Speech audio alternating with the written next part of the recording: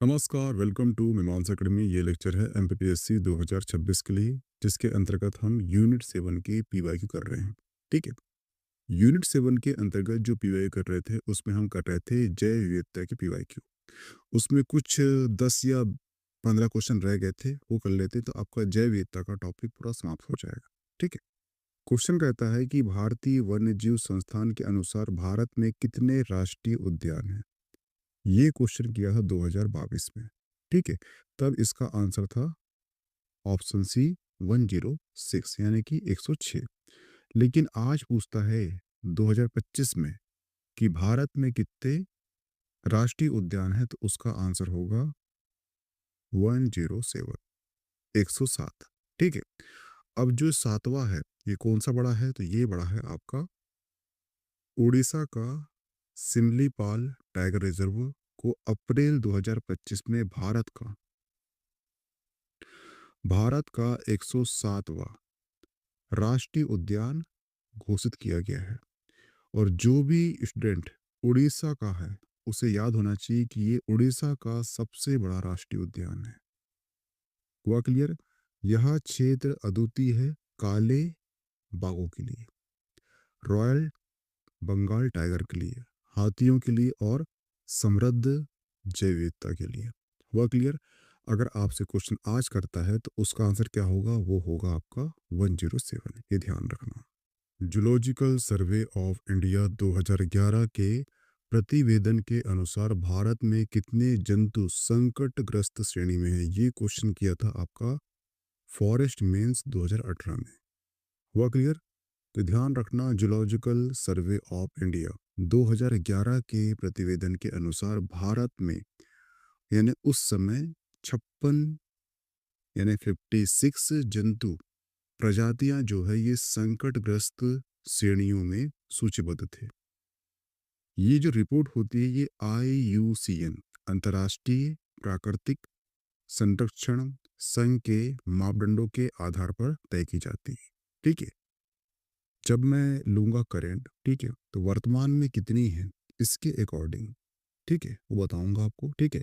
लेकिन ध्यान रखना, ये क्वेश्चन ओल्ड है, तो ये आपको याद करने की आवश्यकता नहीं है।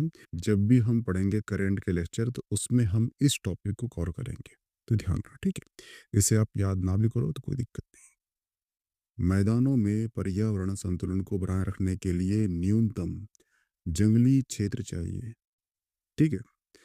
तो ध्यान रखना, राष्ट्रीय वन नीति के अनुसार देश में पारिस्थितिकी तंत्र बनाए रखने के लिए कुल भौगोलिक क्षेत्र का 33%, 33% जो हिस्सा है, ये वनों या वृक्षों से आच्छादित यानी कि ढका होना चाहिए।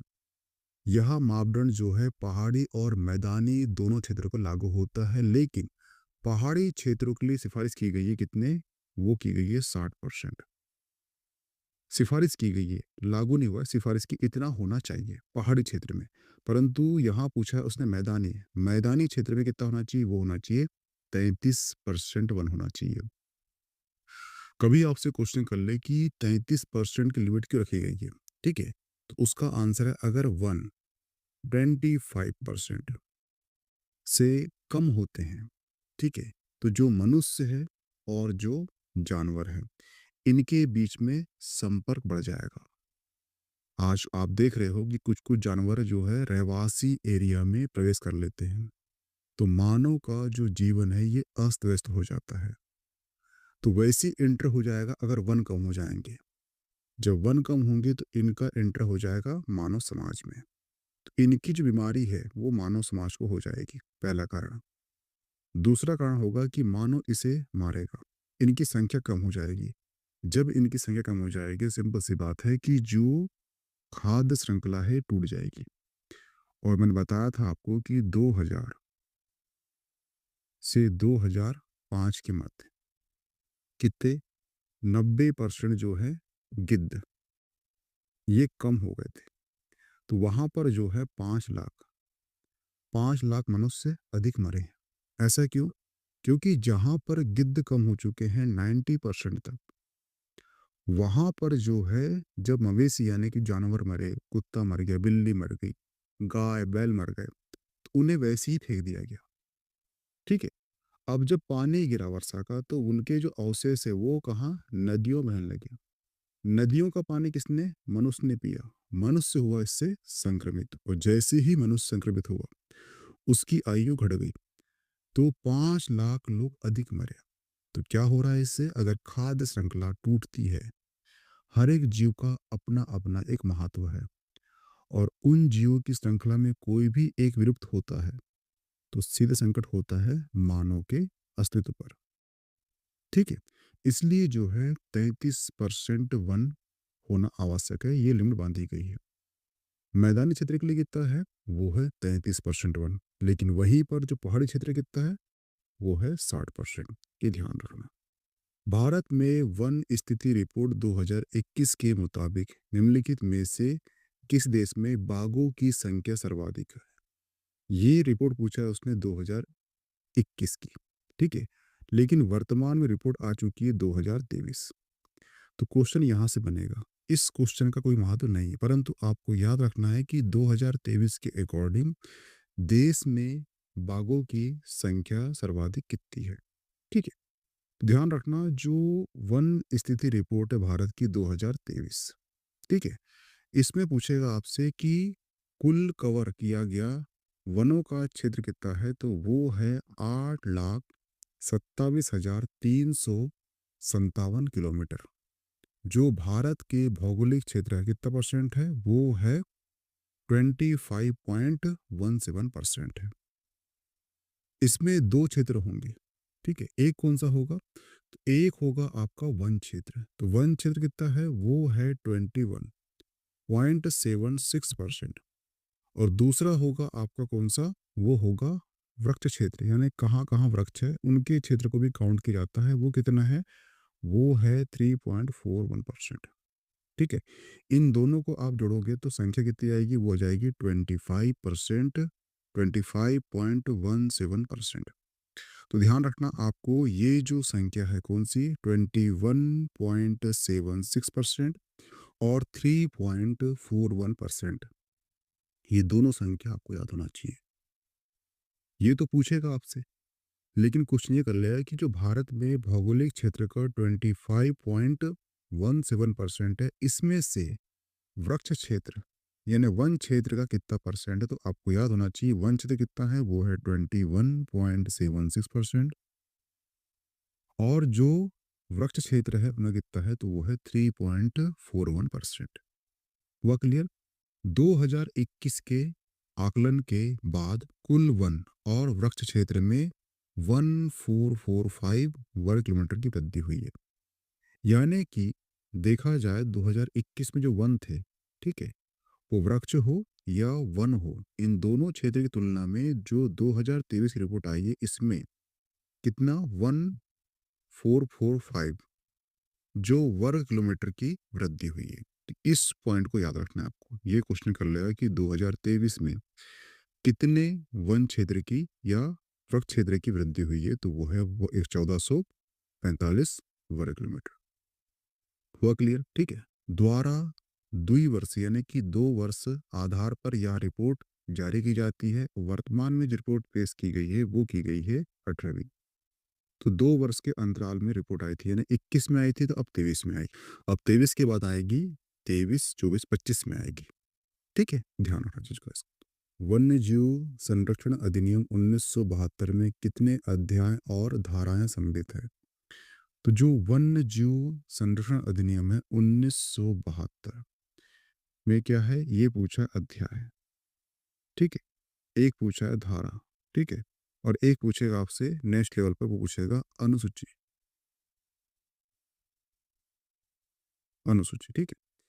तो जो अध्याय हैं ये कितने हैं अध्याय हैं 7।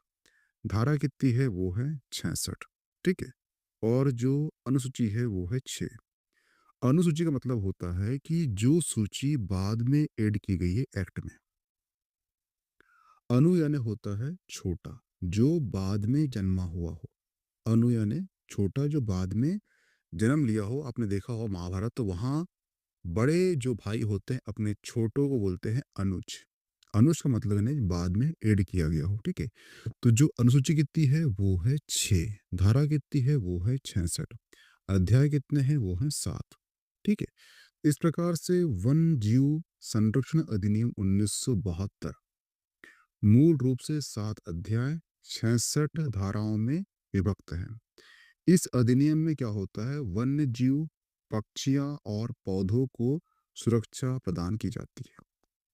इसके अलावा इसमें 6 अनुसूचियां शामिल है जो विलुप्त प्रजातियों के संरक्षण स्तर को निर्धारित करती है। हुआ क्लियर? तो इस प्रकार से इसका आंसर क्या जाएगा, इसका आंसर हो जाएगा ऑप्शन बी, 7 अध्याय और 66 धाराएं। भारत में जैव विविधता अधिनियम किस वर्ष लागू हुआ था?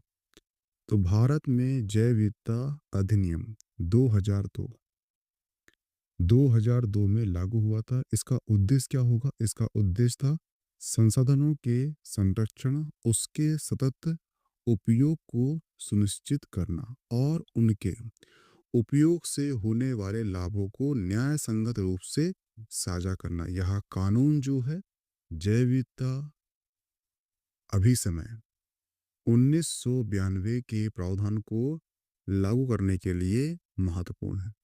हुआ क्लियर? तो 2002 का कौन सा एक्ट है वो है जैव विविधता अधिनियम। विधि और न्याय मंत्रालय भारत सरकार द्वारा भारत के राजपत्र में प्रकाशित द बायोलॉजिकल डाइवर्सिटी एक्ट जैव विविधता संशोधन अधिनियम 2023 किस दिनांक को प्रकाशित हुआ था? तो ध्यान रखना ये जो है आपका प्री 2025 में आया था। ये क्वेश्चन बहुत ही बेतुका है। इसने पूछा है किस दिनांक को, दिनांक कौन याद रखता है? तब भी ध्यान रखना कि ये हुआ था 3 अगस्त को, ठीक है।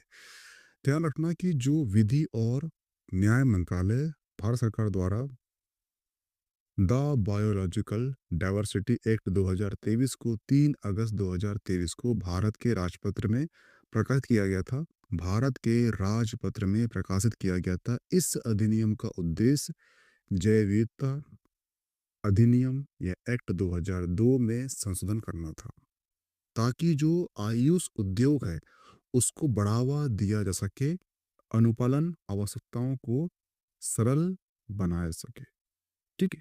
तो ये अभी तो छोड़ दो, ऐसे क्वेश्चन किससे नहीं बनते, तुक्के रहते हैं सब।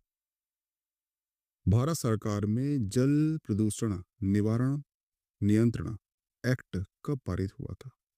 तो ये हुआ था 1974 में, ठीक है। तो भारत सरकार ने जल अधिनियम एक्ट 1974 पारित किया था जिसके तहत केंद्र और राज्य में प्रदूषण नियंत्रण बोर्ड का गठन हुआ था। जल प्रदूषण को रोकने के लिए इसमें सख्त मानक दिए गए हैं। ये क्वेश्चन 2026 के लिए आईएमपी हो सकता है। क्यों? क्योंकि आपने देखा होगा इंदौर में जो है जल दूषित हुआ, उसको वहां के लोगों ने पिए और अभी तक 30-32 लोग की मृत्यु हो चुकी है उस कारण से। तो क्वेश्चन आपसे ये कर लेगा कि जो जल प्रदूषण रोकने के लिए सख्त मानक कौन से अधिनियम के द्वारा पारित किए जाते हैं?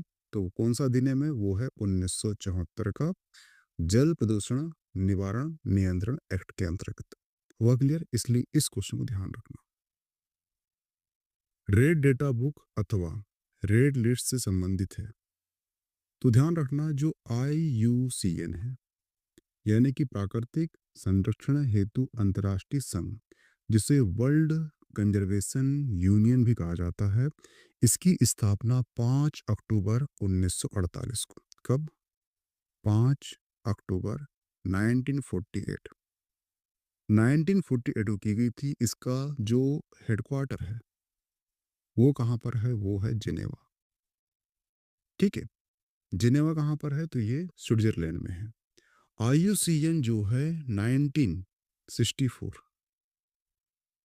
1964 से रेड डेटा बुक प्रकाशित कर रहा है। ये क्या है? तो ये एक वैश्विक संगठन है जो प्राकृतिक संरक्षण और जैव विविधता संरक्षण के कार्य करता है, जो जैव विविधता संरक्षण के लिए कार्य करता है। और जो रेड डेटा बुक क्या है? तो ये एक दस्तावेज है किसका? IUCN का। इसमें क्या होता है? तो इसमें जो है पौधे, जानवर, कवक उन प्रजातियों का रिकॉर्ड रखा जाता है जो विलुप्त होने के खतरे का सामना कर रही है, यानी कि संकटग्रस्त है। हुआ क्लियर? इसका आंसर क्या हो जाएगा? इसका आंसर हो जाएगा ऑप्शन बी, IUCN। हुआ clear? International union for conservation of nature, IUCN को भी कहा जाता है, क्या कहा जाता है? इसे कहा जाता है option A, world conservation union. Option A सही हो जाएगा। ठीक है। रेड डेटा बुक अंकित करता है। बता चुका हूं कि जो रेड डेटा बुक है ये दस्तावेज है, किसका है? तो वो IUCN का है। क्या करता है? तो ये जो पौधे होते हैं, जो जानवर होते हैं, जो कवक होते हैं, उनकी प्रजातियों का रिकॉर्ड करता है जो विलुप्त होने के कगार में है, खतरे में है या फिर संकटग्रस्त है। हुआ क्लियर? तो इसका आंसर क्या होगा? इसका आंसर हो जाएगा ऑप्शन डी, विलुप्ति होने की प्रजाति है। ठीक है। और ये ध्यान रखना कि जो IUCN है इसे जो है 1964 1964 से रेड डेटा बुक प्रकाशित कर रहा है, और ये भी क्वेश्चन कर चुका है, ध्यान रखना चाहिए। निम्नलिखित में से कौन सा युग्म सुमेलित नहीं है? क्या बोला यहाँ पर? नहीं है। ठीक है। तो पहला ऑप्शन है प्रथम विश्व जलवायु सम्मेलन कब हुआ था? 1979 को हुआ था, ये सही है। ठीक है। पृथ्वी प्रथम पृथ्वी शिखर सम्मेलन एजेंडा 21, ये भी सही है। ठीक है। पृथ्वी शिखर सम्मेलन +5 1997, ये भी सही है। ठीक है। कार्बन व्यापार मॉन्ट्रियल प्रोटोकॉल, गलत। जो कार्बन व्यापार मुख्य रूप से क्योटो प्रोटोकॉल से संबंधित है। किससे है ये है क्योटो से। क्योटो प्रोटोकॉल संबंधित है। इसका उद्देश्य क्या है? इसका उद्देश्य क्या था? वो था ग्रीन हाउस गैसों के उत्सर्जन को कम करना। इसके विपरीत जो मॉन्ट्रियल प्रोटोकॉल है ये ओजोन से है। ओजोन परत को नुकसान पहुंचाने वाली गैस कौन सी होती है? तो वो होती है CFC, क्लोरोफ्लोरोकार्बन के उत्पादन को कंट्रोल करने संबंधित है। तो मॉन्ट्रियल संबंध किससे है? वो है ओजोन से। ठीक है। और कार्बन का संबंध किससे है? वो है क्योटो से। इसलिए यहाँ पूछा है कौन सा नहीं है, तो इसका आंसर जाएगा ऑप्शन डी, मॉन्ट्रियल प्रोटोकॉल निम्न में से संबंधित है। तो इसका आंसर क्या है? इसका आंसर है क्लोरोफ्लोरोकार्बन से। यानी कि जो मॉन्ट्रियल प्रोटोकॉल है ये एक्चुअली CFC के उत्पादन और उसको उपयोग को चरणबद्ध तरीके से समाप्त करने का है। क्यों? क्योंकि ये जो है ओजोन परत को ये क्षति पहुंचाता है, इसलिए। ये ध्यान रखना कि जो मॉन्ट्रियल प्रोटोकॉल है एक अंतर्राष्ट्रीय संधि है जिसे वर्ष 1987 1987 में स्वीकार किया गया है। इसका मुख्य उद्देश्य ओजोन परत को क्षति पहुंचाने वाले पदार्थ जैसे कि क्लोरोफ्लोरोकार्बन CFC के उत्पादन और उपयोग को चरणबद्ध तरीके से समाप्त करना। हुआ क्लियर? ये ध्यान रखना। मसाई मार अंतर्राष्ट्रीय अभयारण्य किस देश में स्थित है? तो जो मसाई मार अंतर्राष्ट्रीय अभयारण्य जो है ये एक्चुअली कहाँ पर है? तो ये केनिया में है। ठीक है। मसाई मार अंतर्राष्ट्रीय अभयारण्य केनिया देश में स्थित है। यहाँ अपनी विशाल वन्यजीव आबादी और वार्षिक वाइल्ड बिट्स माइग्रेशन के लिए प्रसिद्ध है। यह अभयारण्य जो है मसाई जनजाति के नाम पर रखा गया है जो इस क्षेत्र में निवास करती है। तो क्वेश्चन आपको भी आ सकता है कि केनिया में कौन सी जनजाति पाई जाती है? तो वो है मसाई, और मसाई के नाम से ही वहां पर एक अभयारण्य का नाम रखा गया है। हुआ क्लियर? जो अपने विशाल वन्यजीव आबादी के लिए प्रसिद्ध है। हुआ क्लियर? निम्नलिखित में से किसे आम तौर पर वन कार्बन डेटिंग के समतुल्य के रूप में स्वीकार किया गया है? ध्यान रखना, कार्बन क्रेडिट यानी कि CO2 के संदर्भ में परिभाषित किया जाता है कि इसे आमतौर पर वायुमंडल में 1 टन यानी कि हजार किलोग्राम कार्बन डाइऑक्साइड के बराबर घटाए गए, कम या संग्रहित किए गए उत्सर्जन के रूप में स्वीकार किया जाता है। यह जलवायु परिवर्तन पर अंतर सरकारी पैनल IPCC द्वारा अपनाई गई एक मानक इकाई है। हुआ क्लियर? तो इसका आंसर क्या जाएगा? इसका आंसर हो जाएगा option D, 1000 kilogram carbon dioxide. ठीक है, ध्यान रखना। प्रथम विश्व जलवायु सम्मेलन आयोजित कहाँ हुआ था? तो ये हुआ था जिनेवा। जिनेवा कहाँ पर है? ये है स्विट्जरलैंड में। और कब हुआ था? तो ये हुआ था 1979 को हुआ था, और इसे जो है विश्व जलवायु सम्मेलन भी कहा जाता है। और इसका जो आयोजन किसने किया था? वो किया था मौसम विज्ञान संगठन। किसने किया था? मौसम विज्ञान संगठन ने किया था। हुआ क्लियर? ध्यान रखना इस चीज का। तो यहाँ पर जो है आपके जैव विविधता से 1994 से लेकर 2025 तक जितने पीवाईक्यू हैं, जितने क्वेश्चन आए थे, सारे समाप्त होते हैं। करंट के जो भी इसके इशू हैं, करंट का जब हम लेक्चर लेंगे तो वहाँ पे ये क्वेश्चन कैसे किया जाता है, कौन सा क्वेश्चन बन सकता है, उसके अकॉर्डिंग हम डेटा को पुट कर देंगे। ठीक है, तो उससे आप याद कर लेना। ठीक है, इसकी पीडीएफ मिल जाएगी आपको मीमांस एकेडमी के टेलीग्राम ग्रुप में। तो प्लीज़ इस चीज़ को कंटिन्यू वॉच करना। मिलते हैं नेक्स्ट टॉपिक में।